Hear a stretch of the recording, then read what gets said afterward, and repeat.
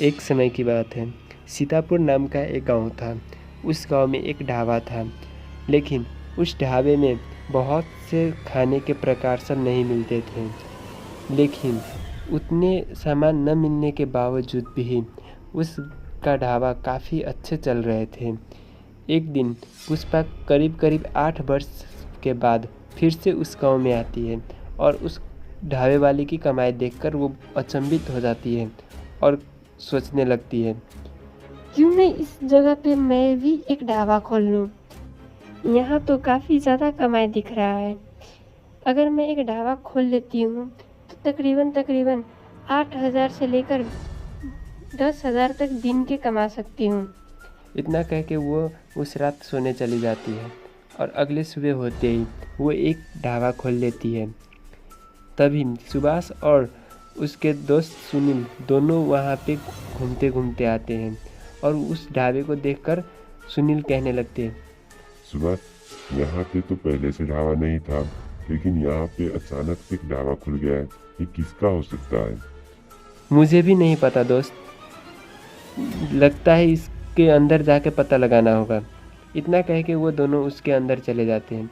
तभी वो पुष्पा को देखते हैं और कहने लगते हैं, तुम तो यहाँ तकरीबन 8 साल के बाद आई हो और यहाँ पे एक ढाबा भी खोल लिए। क्या ये यहाँ पे उतना कमाई हो सकता है शहर जितना? क्यों नहीं, यहाँ तो उतना कमाई हो सकता है। इतने कहकर पुष्पा उसे खाने की लिस्ट दे देती है और वहीं पे सुभाष देखकर कहने लगता है, ये मोमो क्या होता है? यहाँ तो पहले मैंने कभी खाया नहीं, क्या तुम्हें ये बनाना आता है? इतना कहने के बाद पुष्पा कहते हैं, हाँ मुझे आता है, कितने ला दूँ? तो वहीं पे सुभाष कहने लगता है, हम दोनों के लिए एक एक प्लेट ला दो। ये कहकर दोनों एक एक प्लेट ले लेते हैं और खाने लगते हैं। उन दोनों को बहुत ही अच्छे लगते हैं और भी मंगाने लगते हैं। ऐसे करके वो दोनों पेट भर के खा लेते हैं और गांव वाले को जाके कहने लगते हैं, हमारे गांव में जो नया दुकान खुला है उस दुकान में काफ़ी अच्छा मोमो मिलता है, हम लोग अभी अभी वहीं से खा कर आ रहे हैं। ये कहने के बाद गांव वाले भी उसके मोमो के दुकान में जाने लगते हैं और खाने लगते हैं। इस तरह से उसका काम बहुत ही अच्छा चलने लगता है, काफ़ी मुनाफा कमाने लगते हैं। अगले सुबह होते ही उसकी दुकान में पहले की तरह फिर से गांव वाले मोमो खाने चले आते हैं। ये सब देखकर रवि काफ़ी ज़्यादा गुस्सा हो जाता है और मन ही मन सोचने लगते हैं, इस तरह से मेरा पूरा काम बंद हो जाएगा, इसका कुछ करना होगा। इतना कह के रात के समय लगभग 10 बज रहे होते हैं। उसी वक्त वो उसके घर में जाते हैं और रवि उसे चाकू मार देती है और वहाँ से भाग जाते हैं। अगले सुबह गांव वाले उसके ढाबे में जाते हैं और पुष्पा को नहीं देखकर सब लोग आपस में बात करने लगते हैं। आज पुष्पा किस लिए दुकान नहीं खोला, कुछ न कुछ गड़बड़ हो सकता है।